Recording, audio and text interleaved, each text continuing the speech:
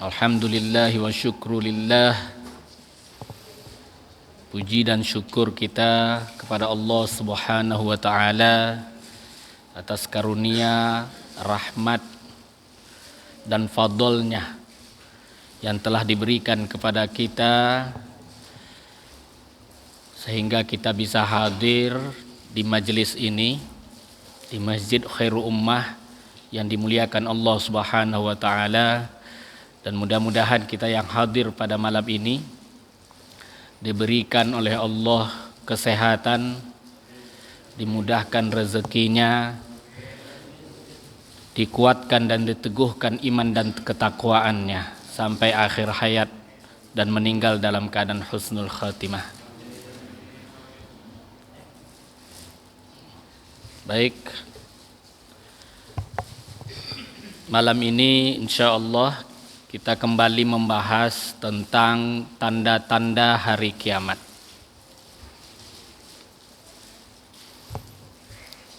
Tanda-tanda hari kiamat ada dua, tanda-tanda kecil dan tanda-tanda besar. Di antara tanda-tanda kecil sebagaimana disebutkan dalam beberapa riwayat adalah menyebarnya para penceramah yang memperdengarkan materi-materi yang buruk, yaitu khutbah usu. Banyak terjadi gempa, hilangnya keseimbangan gunung-gunung dari pancangnya, banyak terjadi kebohongan dan penipuan, banyak bangunan-bangunan mencakar langit, banyak orang yang mengaku menjadi nabi, menyebarnya berbagai penyakit yang tidak pernah dikenal sebelumnya. Banyak terjadi perubahan cuaca, menyebarnya kebodohan dalam masalah ilmu agama, terutama dalam masalah ilmu pokok agama. Banyak terjadi kezoliman dan pembunuhan. Pasar-pasar semakin ramai dan saling berdekatan.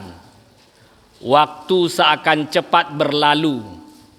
Tersebarnya musuh-musuh Islam dari berbagai penjuru yang selalu berusaha menghancurkan umat Islam, hingga orang-orang Islam saat itu ibarat sebuah hidangan berada di tengah meja makan yang siap disantap dari berbagai arah.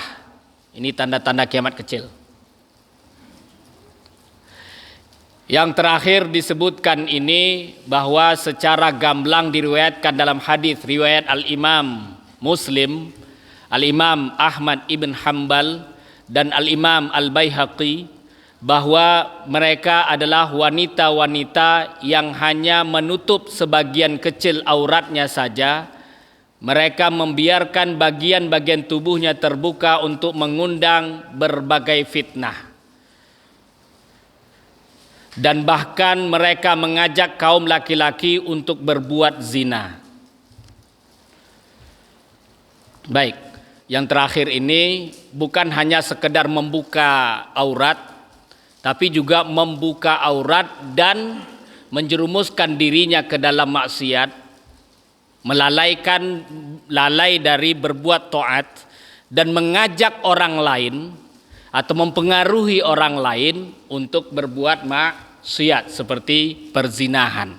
Jadi bukan hanya sekedar membuka aurat saja, tapi juga mengundang orang lain, mempengaruhi orang lain untuk berbuat maksiat. Jadi ada kaitannya. Nah, ini tanda-tanda kiamat kecil. Benar, sebagian besar dari tanda-tanda kiamat ini telah terjadi di masa sekarang. Semoga Allah menyelamatkan kita dari fitnah zaman yang rusak ini. Amin ya rabbal alamin. Ya. Tanda-tanda kiamat kecil itu berlalu sangat lama. Ratusan tahun bahkan ribuan. Tetapi nanti tanda kiamat besar yang akan kita pelajari insyaallah itu berlangsung sangat cepat. Kalau tanda kiamat kecil sangat banyak, tanda kiamat besar itu hanya 10 dan berlangsung sangat cepat. Bahkan ada yang berlangsung 2 tanda kiamat besar dalam 1 hari, dalam jarak antara subuh hingga duha, sangat cepat, hingga akhirnya malaikat Israfil meniup sangkakalanya. Baik, kita lanjut. Di antara tanda-tanda kecil lainnya dari hari kiamat adalah munculnya Imam Mahdi. Ini sebagian ulama mengatakan ini tanda kiamat kecil yang terakhir, yang setelahnya akan muncul tanda kiamat besar. Beliau terlahir dari garis keturunan Rasulullah, Sayyid atau Syarif, atau di sini dikenal dengan Habib. Ya, nasabnya bersambung sampai kepada baginda Rasulullah sallallahu alaihi wasallam. Tah itu jalur Hasan atau Husain, tidak dijelaskan dalam riwayat beliau ini dari jalur mana. Tapi antara keduanya, jalur Hasan atau jalur Husain. Memiliki nama yang sama dengan nama Rasulullah sendiri, yaitu Muhammad. Demikian pula nama ayahnya sama dengan nama ayah Rasulullah, yaitu Abdullah. Jadi nama Imam Mahdi itu nama aslinya Muhammad ibn Abdillah. Dalam sebuah hadis diriwayatkan dari sahabat Abdullah ibn Mas'ud bahwa Rasulullah sallallahu alaihi wasallam bersabda, "La taqumus sa'atu hatta yamlikan nas rajulun min ahli baiti yuwatu yusmuhu ismi wasmu abi isma abi fayamla'uha qistan wa adla." Rawahu Ibnu Hibban wa Abu Daud wa Tirmizi wal Hakim. Maknanya tidak akan datang hari kiamat hingga manusia akan dipimpin oleh seorang yang berasal dari keturunanku, yang namanya sama dengan namaku dan nama ayahnya sama dengan nama ayahku. Ia akan menjadi bumi penuh dengan keadilan. Beliau adalah khalifah terakhir, imam terakhir umat Islam di muka bumi ini. Adapun tanda besar dari hari kiamat ada 10, yaitu keluar Dajjal, turun Nabi Isa ibn Maryam dari langit, keluar kaum Ya'jud dan Ma'jud, terbit matahari dari arah barat, keluar binatang Dabbatul Ardi, yang dalam hadis disebutkan Dabbatul Ardi, yang berasal dari perut bumi. Ini sebagian riwayat menyebutkan keluarnya nanti dari Mekah. Dabbatul Ardi itu binatang yang bisa berbicara. Nanti insya Allah akan kita jelaskan. Menyebar asap yang akan menutupi bumi. Ini tanda kiamat yang ke-6. Bumi terbelah dan akan menelan segala apa yang berada di atasnya. Terjadi gerhana di arah timur dan barat serta di Jazirah Arab. Nah, yang ke-6, yang ke-7-nya itu terjadi yang disebut dengan khasaf, atau bumi akan terbelah, kemudian menjerumuskan semua, terjatuhnya semua apapun yang ada di atasnya, manusia dan lain sebagainya. Pertama itu terjadi di sebelah timur, itu tanda yang ke-7. Kemudian terjadi di sebelah barat, tanda yang ke-8. Terjadi di Jazirah Arab, tanda yang ke-9. Ya, sebagian ulama mengatakan ada bisa ihtimal itu terjadi dalam sehari tiga khosaf tersebut. Tapi ada yang mengatakan dalam satu waktu terjadinya. Langsung ketiga khosaf itu terjadi. Timur, barat, dan Jazirah Arab. Itu terbuka, benar-benar terbuka bumi. Dan masuk apapun yang ada di atasnya. Dan keluarnya api dari dasar Aden, salah satu wilayah di negeri Yaman yang akan menggiring manusia ke arah terbenamnya matahari. Ini tanda yang ke-10. Dan setelah itu malaikat Israfil bersiap-siap, kemudian meniupkan sangkakalanya. dan menghancurkan semuanya dan membunuh semuanya. Semua yang ada di muka bumi ini dan di langit itu meninggal semua, kecuali beberapa malaikat yang dikecualikan tidak wafat, yaitu malaikat hamalatul arash, yaitu 4 malaikat yang sekarang memanggul arash, malaikat penjaga surga dan malaikat penjaga neraka. Hanya mereka yang tidak meninggal. Selain mereka semuanya meninggal, termasuk malaikat, manusia, jin, hewan, semuanya meninggal. Setelah meninggal, malaikat Israfil pun juga meninggal, termasuk malaikat Israel, malaikat Jibril, malaikat Mikail, semuanya meninggal dunia. Kemudian bumi ini habis semuanya hancur dan berlangsung selama 40 tahun. Baru setelah itu Allah bangkitkan semuanya, ya, seluruh makhluk. Baik.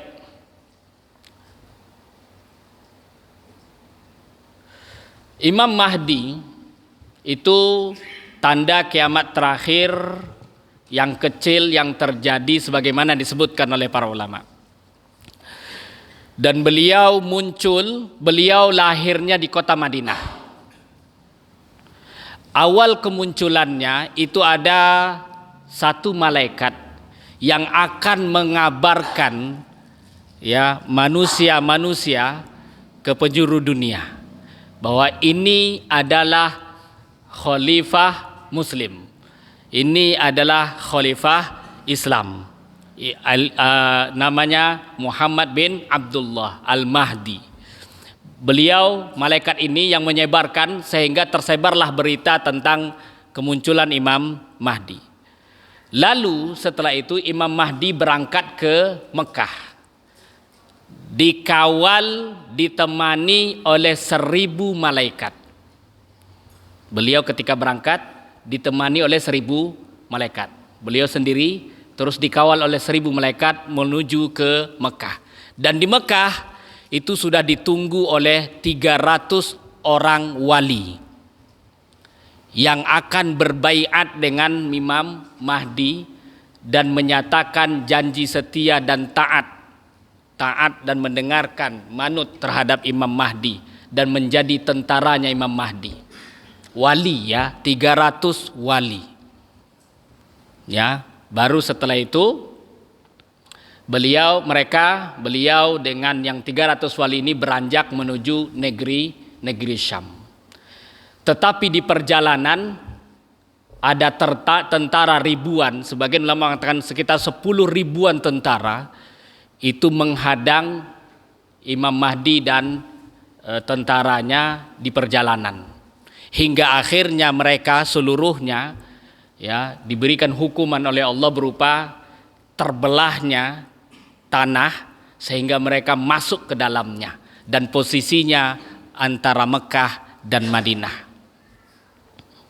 Lalu Rasulullah pernah ditanya bagaimana mereka yang meninggal yang masuk ke dalam lubang itu yang 300 yang di dalam antara Mekah dan Madinah posisinya. Rasulullah pernah ditanya, ala hasabi niyatihim. Mereka tergantung niat mereka. Kalau niat mereka benar-benar memerangi Imam Mahdi, maka celaka. Tapi kalau ada di antara mereka yang niatnya, tujuannya hanya ingin ikut berperang bersama Imam Mahdi, bukan tujuan untuk memerangi Imam Mahdi, tapi masuk dalam golongan tersebut, tim tersebut supaya bisa bertemu dengan Imam Mahdi, maka dia beruntung. Nah, kemudian Imam Mahdi lalu menuju negeri Syam. Nah, ini ceritanya. Singkat ceritanya seperti itu. Ya, karena kita nanti akan berbicara tentang tanda kiamat besar. Jadi nama beliau Muhammad bin Abdullah. Ya, walaupun sudah banyak yang mengaku sana sini dari negeri ini negeri itu bahwa dia Imam Mahdi, padahal Imam Mahdi sendiri itu lahirnya di Madinah. Awal munculnya di Madinah. Ya, pada awalnya beliau tanpa ada pengikut, ya, bersama beliau menuju Mekah, tapi dikawal oleh 1000 malaikat. Setelah sampai ke Mekah baru ditunggu oleh 300 orang wali. Ya. Kemudian setelah 7 tahun atau 9 tahun, ya, semenjak kemunculan Imam Mahdi, di sanalah turunnya Nabi Isa alaihi salam. Tapi sebelum munculnya Nabi Isa terlebih dahulu, ya, tanda kiamat yang pertama yaitu keluarnya Dajjal. Munculnya Dajjal. Turunnya Nabi Isa itu tanda kiamat yang kedua.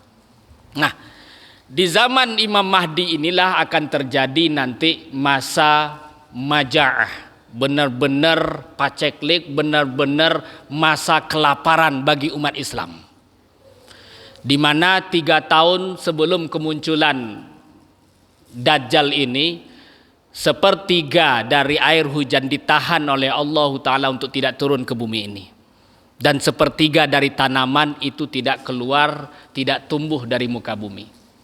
Di tahun yang kedua sebelum Dajjal muncul, 2/3 dari air hujan ini itu tertahan, tidak turun ke bawah. Dan 2/3 dari tumbuh-tumbuhan tidak tumbuh dari muka, dari perut bumi ini. Di tahun di mana Dajjal keluar, di sanalah masa maja'ahnya terjadi. Ya, masa benar-benar kelaparan.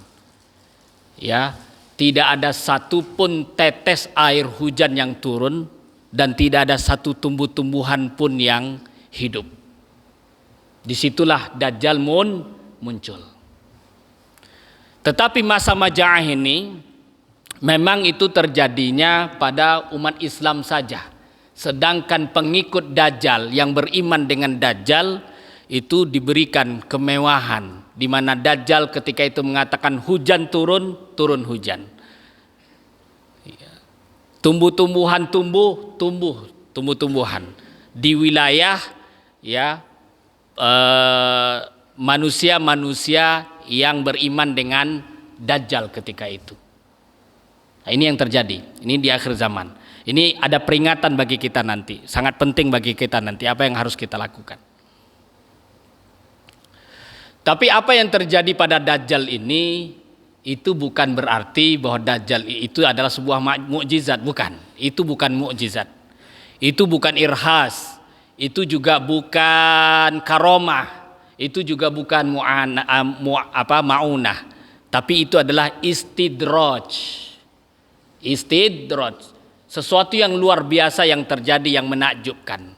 Tetapi, ya, sesuatu yang menakjub itu terjadi pada orang yang kafir atau pembangkang terhadap Allah Subhanahu wa Ta'ala. Bahkan Dajjal ini bukan hanya sekedar kafir, tapi bahkan dia mengaku sebagai Tuhan. Ya. Ada yang mengatakan Dajjal ini munculnya semenjak pada zaman Nabi kita Muhammad, tapi ada yang mengatakan sebelum Nabi kita Muhammad sallallahu alaihi wasallam. Dan Dajjal itu sudah ada sekarang, berada di sebuah pulau yang tidak ada penghuninya dan dikurung, ya, oleh para malaikat. Ya, dirantai dan dikurung di sebuah pulau yang tidak ada penghuninya. Kemudian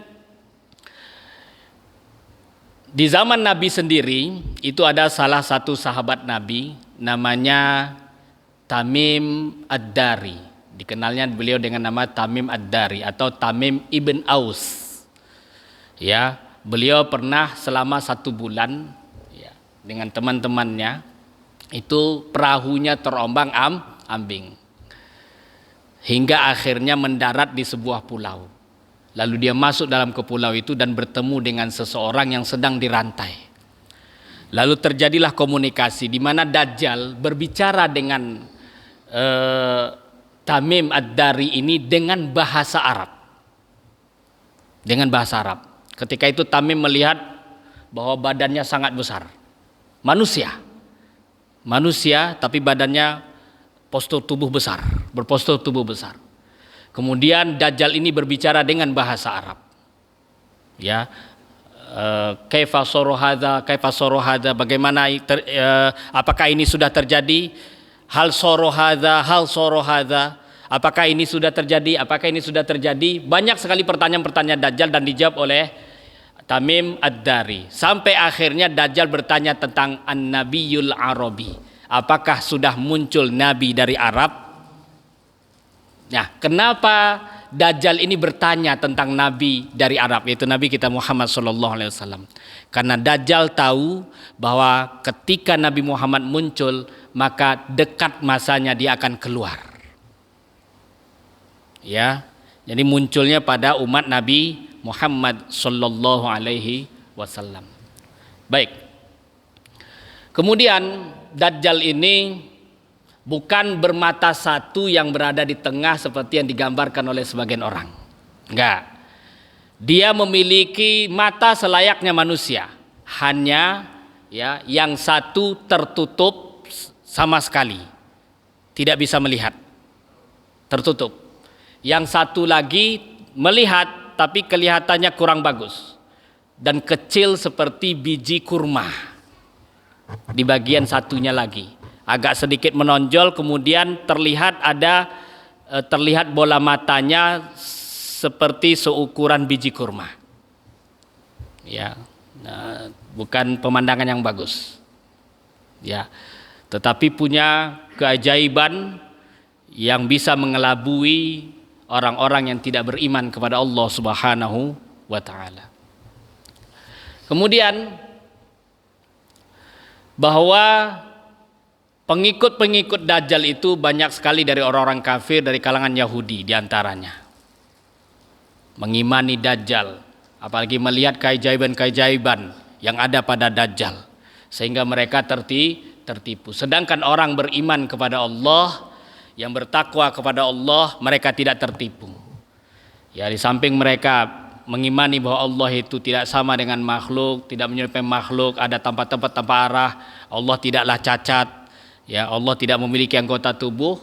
Mereka juga diberitahu oleh guru-guru mereka, ya, tentang pemberitahuan dari baginda Rasulullah SAW terhadap ciri-ciri Dajjal ini. Nah, orang yang beriman ketika itu pada masa Maja'ah, di mana mereka ya tidak memiliki makanan dan minuman sama sekali, karena tidak ada air dan tidak ada makanan. Allah Ta'ala memberikan rahmatnya, di mana ketika mereka bertasbih atau bertakdis, mereka tidak lagi lapar dan tidak lagi haus, yaitu subhanallah, alhamdulillah. Ketika mereka berzikir subhanallah, subhanallah, hilang laparnya, mereka tetap kenyang. Ketika mereka haus, mereka berzikir subhanallah, hilang hausnya. Itulah rahmat karunia yang diberikan oleh Allah kepada orang yang beriman, yang bertakwa ketika itu. Oleh karena itu pelajaran bagi kita diantaranya, ya karena kita masih banyak ini ya, pelajaran bagi kita singkat, mulai dari sekarang kita membiasakan diri hidup sederhana sebelum masa itu datang. Kita nggak tahu apakah masa kita atau masa anak dan anak cucu kita. Tetapi kita membiasakan diri hidup sederhana, mengajarkan anak kita, cucu kita ke depan nanti untuk hidup sederhana, untuk mempersiapkan diri sebelum datang masa ini. Misalnya dari segi makanan, ya, dari segi tidur, misalnya selama ini kita tidur di kasur empuk, nggak ada masalah.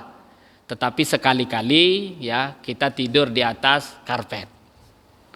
Ya, di atas lantai, di atas karpet, tidur di situ untuk melatih diri kita. Ya, karena pada masa itu nggak ada apa-apa. Nggak ada karpet, nggak ada apa-apa, semuanya habis semuanya. Minuman, makanan. Ya, memang ya bagus kalau kita minum sesuai dengan anjuran 2 liter, 3 liter sehari. Tetapi kita tetap melatih diri kita untuk tidak terlalu banyak minum sewaktu-waktu, ya. Atau melatih diri dengan berpuasa. Ya, hidup sederhana. Walaupun kita punya harta melimpah atau uang banyak, tapi tetap setiap kita dan melatih anak-anak kita agar hidup sederhana. Nah, ini diantara pelajaran yang harus kita dapat. Dan tidak hanya itu, setiap orang dari kita harus membekali diri kita dengan ilmu agama, terutama masalah ilmu pokok agama, terutama masalah akidah. Ini sangat penting. Karena senjata yang paling ampuh ketika itu tidak lain dan tidak bukan hanya ketakwaan. At-taqwa silahul aqwa. Ketakwaan itu adalah senjata yang paling kuat. Ya, kita menghadapi masa itu bukan dengan melatih diri kita supaya bisa berperang dan lain sebagainya, tetapi mempersiapkan diri kita agar bagaimana meningkatkan ketakwaan pada diri kita dan mengajarkan anak dan cucu kita agar bagaimana mencapai derajat takwa. Itulah yang paling utama yang harus kita persiapkan. Ya, adapun tentara Imam Mahdi sudah dipersiapkan oleh Allah. Ya, jangan sampai ada di antara orang sok-sokan saya ingin menjadi tentara Imam Mahdi, kemudian melatih ini, melatih itu, dan melatih pedang lain sebagainya. Allah. Ingat, tadi kita bilang apa? Tentara Imam Mahdi 300 wali. Kalau ada yang mengatakan nanti lawannya sangat banyak, ya tidak untuk kemungkinan. Di zaman Nabi aja ketika itu Jaisul Mukminin, ya tentara Islam 300 orang melawan ribuan orang. Tapi diberikan kemenangan oleh Allah Subhanahu wa taala. Ya. Yang paling pasti sekarang jangan sampai terlalu banyak berangan-angan. Persiapkan diri kita, hidup sederhana, latih diri kita, tingkatkan ketakwaan, belajar ilmu agama dan mengamalkan ilmu agama dengan istiqomah. Itu yang paling utama sekarang yang harus kita persiapkan. Baik. Kemudian banyak sekali godaan-godaan dari Dajjal ini, tapi Rasulullah sudah memberitahukan umatnya dan mengantisipasi. Nanti disebutkan itu di dalam riwayat bahwa Dajjal itu memiliki dua sungai, dua sisi. Yang sisi satunya yaitu sungai yang terlihat seperti surga. Yang satunya terlihat seperti neraka. Itu nanti dengan istidrajnya si Dajjal ini akan terlihat suasana itu. Yang satu seperti surga, yang satu seperti neraka. Apa perintah Rasul kepada orang beriman? Ya, surganya yang terlihat, yang diperlihatkan oleh Dajjal itu nerakanya orang beriman. Tapi nerakanya yang diperlihatkan oleh Dajjal, api ini, itu surganya orang beriman. Justru memilih sebaliknya, bukan memilih yang surganya, memilih api atau nerakanya, supaya kita diselamatkan oleh Allah Subhanahu wa taala. Ya, karena Dajjal ini selain dari hal-hal yang menakjubkan tadi yang kita sebutkan, ada hal menakjubkan yang lain. Dia mendatangi setiap tempat. Tidak ada satupun yang tidak didatangi oleh Dajjal ini dengan cara yang sangat menakjubkan, ya, kecuali Mekah dan Madinah yang tidak bisa dia masuki, karena di Mekah dan Madinah setiap jalur masuknya dijaga oleh dua malaikat yang sedang mengangkat pedang yang sangat besar, sehingga Dajjal tidak berani untuk masuk ke dalam area Mekah dan Madinah, dan dia pergi ke sana kemari, ya, dan menyebarkan fitnah-fitnahnya. Ya, orang-orang yang tidak beriman, yang tidak bertakwa banyak yang mengikut Dajjal, apalagi yang suka kesaktian-kesaktian. Apalagi juga yang nggak percaya dengan adanya hal-hal semacam itu. Sebaliknya, ketika melihat ada yang sakti benaran terjadi, nah sehingga bisa mempengaruhi mereka sehingga ikut. Nah, dua pihak seperti itu, yang suka kesaktian-kesaktian melihat itu seperti menakjubkan, yang tidak suka, yang nggak percaya sama sekali dengan masalah itu bisa juga terseret. Kenapa? Karena selama ini, ya, ketika dia melihat bahwa saat ditampilkan tidak ada istilah kesaktian, akhirnya ternyata pada saat terjadi hal itu terlihat ada kesaktian, akhirnya bisa mempengaruhi dia dan terseret, bisa mengikuti, ya, fitnahnya Dajjal tersebut. Nauzubillahi min dzalik. Ya, ini yang harus kita waspadai. Baik. Kemudian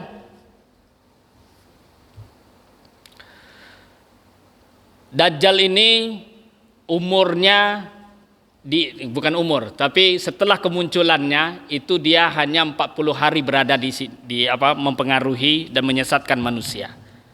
40 hari. Tapi 40 harinya kalau dihitung semuanya, kata para ulama, menjadi 1 tahun 6 bulan. Kenapa begitu?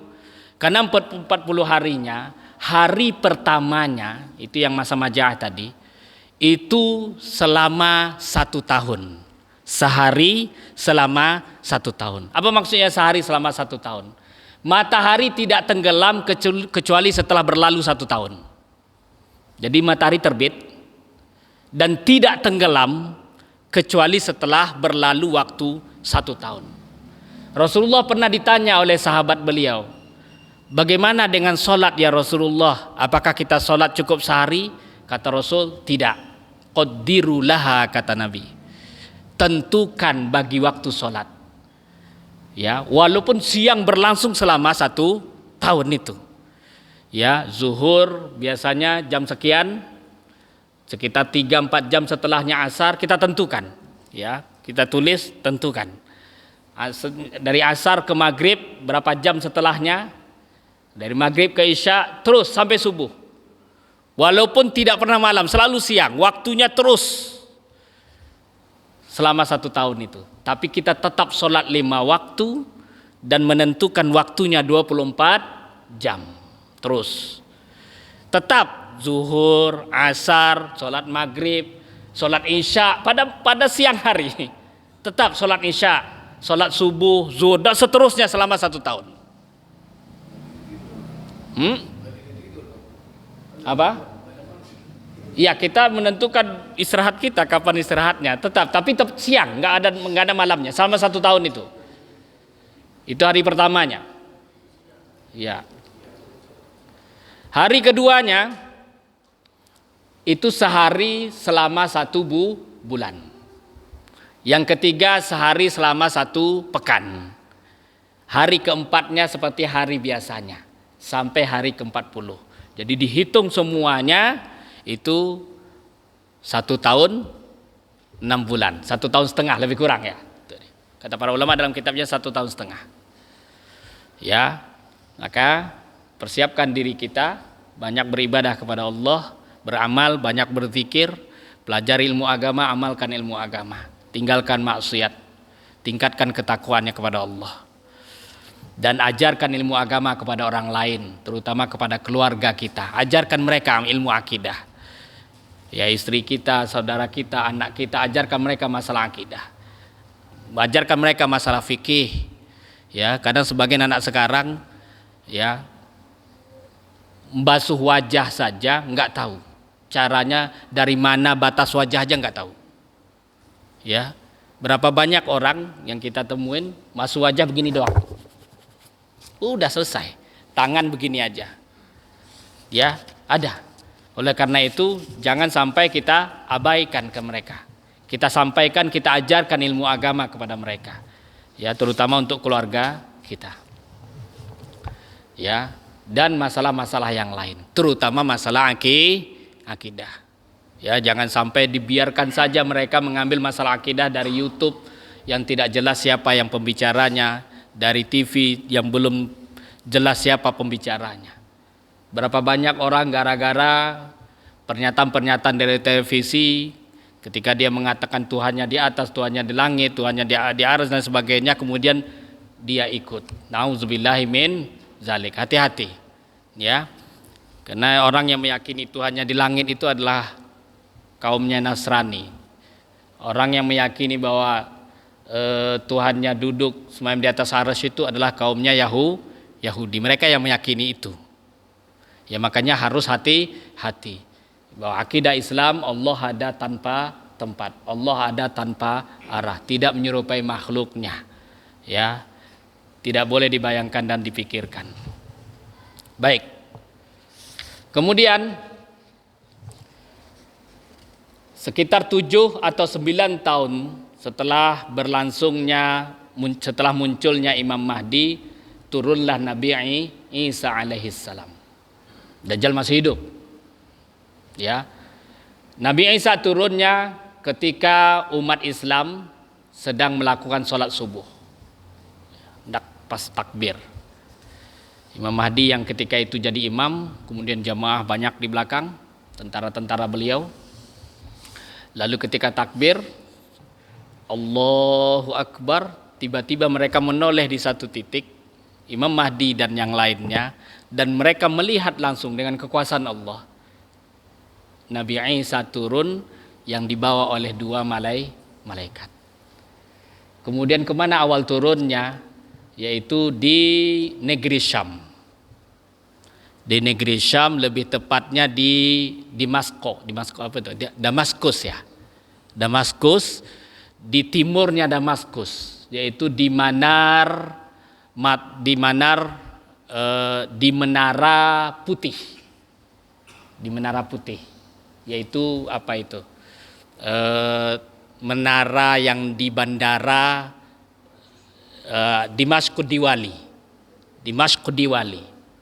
Menara yang di Damaskus yang Ad-Duwali, yang di sana, yang bagian timur dari Damaskus. Dan menara itu dulu ketika Rasul bersabda belum ada. Ya, dan belum juga tahu bahwa yang disebutkan negeri Syam. Tapi di mana menara itu sekarang sudah ada. Menara itu sudah ada, Menara Putih itu. Ya. Di bandara di Damaskus Ad-Duwali. Disitulah Nabi Isa nanti turun, kemudian bergabung dengan jamaahnya umat Islam yang sedang sholat subuh. Kemudian Imam Mahdi mundur ke belakang, ya ingin mempersilakan Nabi Isa menjadi imam karena beliau seorang nabi.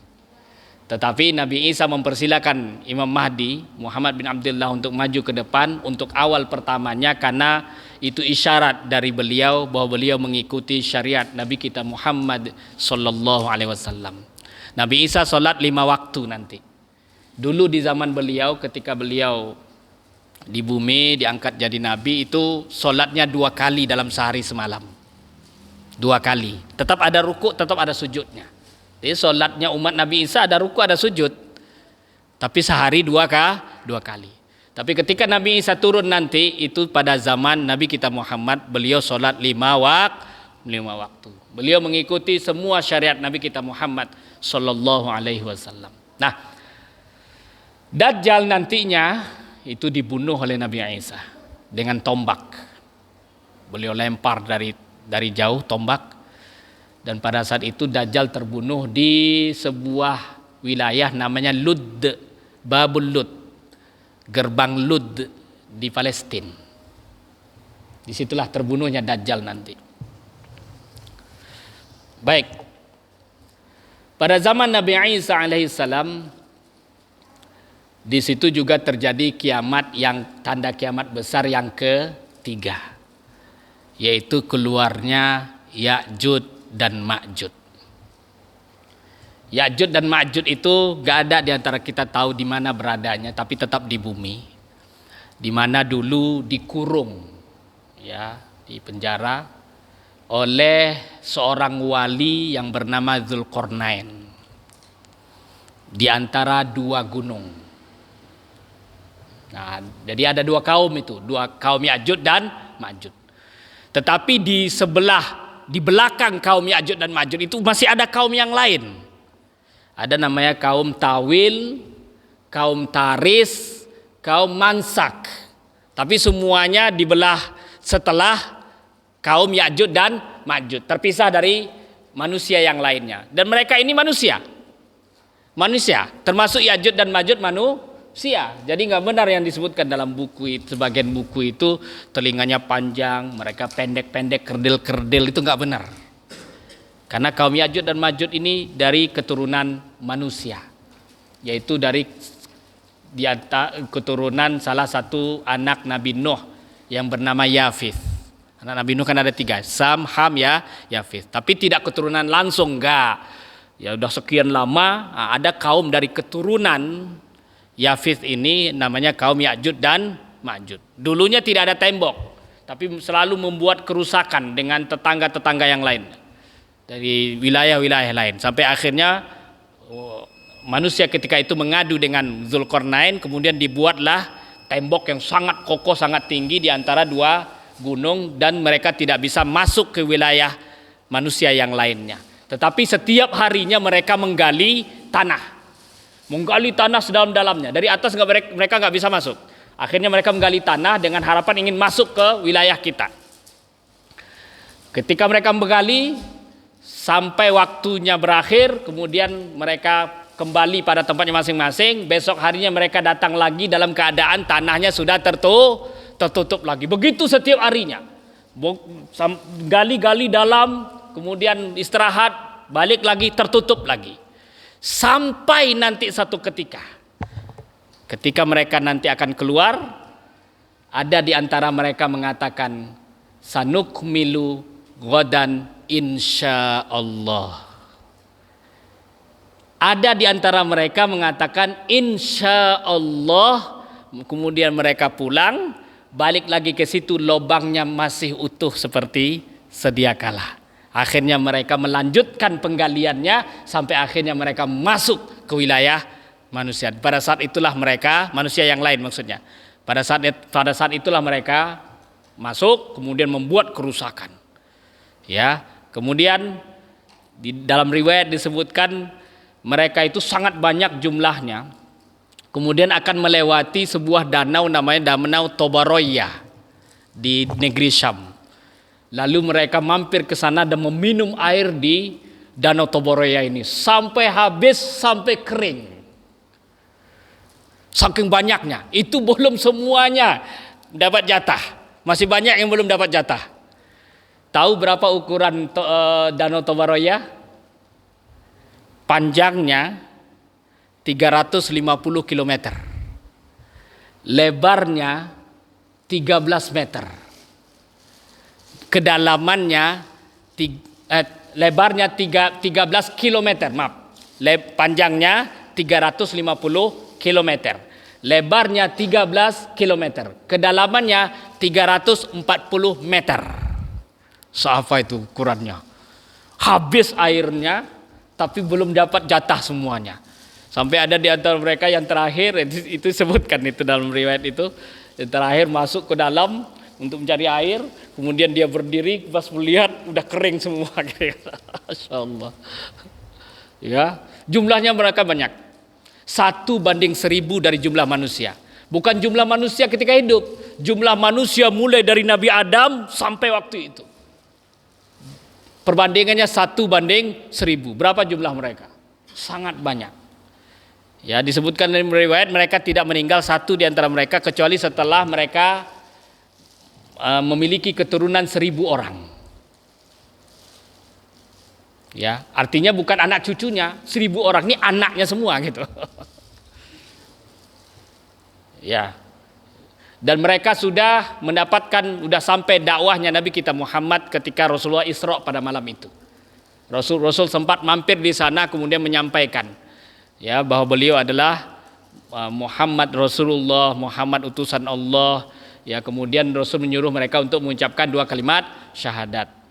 Qulu la ilaha illallah Muhammadur Rasulullah. Mereka dengar tapi mereka tetap membangkang dan tidak mau ikut. Tetapi orang yang mendengarkan itu ya memberitahu kepada yang lain dan setiap keturunan mereka diberitahu. Ya, dulu pernah datang seorang laki-laki bernama Muhammad utusan Allah dan menyuruh kita untuk mengucapkan la ilaha illallah Muhammad Rasulullah. Artinya apa? Sampai dakwah Islam kepada mereka. Ya. Jadi mereka orang mukallaf. Makanya penghuni yang paling banyak nanti di neraka itu dari kalangan kaum Ya'jud dan Ma'jud. Saking banyaknya jumlah mereka. Baik. Ya, karena udah bunyi tadi ya. Insyaallah sedikit lagi sebenarnya. Kita insyaallah lain waktu kita lanjut lagi insyaallah ya. Ini kita cerita apa yang pernah saya dengar dari guru saya ya. Kalau mengenai dalil ya, ketika beliau menyampaikan satu permasalahan aja bisa kadang-kadang 5-6 dalil gitu ya. Makanya bersambung itu. Ketika dulu dikasetin ada sekitar 9-10 kaset. Jadi kalau kita ngikutin cara beliau enggak kelar-kelar kita sampai setahun. Barakallahu fikum. Jazakumullah khairan katsira. Mudah-mudahan bermanfaat. Kita tutup dengan bacaan tahlilan 3 kali, selawat dan al-istighfar. La ilaha illallah, la ilaha illallah, la ilaha illallah. Allahumma salli ala sayyidina Muhammad wa ala alihi wa sahbihi wa sallim.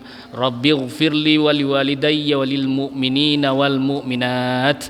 Wabillahi taufiq wal hidayah. Wassalamualaikum warahmatullahi wabarakatuh. Barakallahu fikum.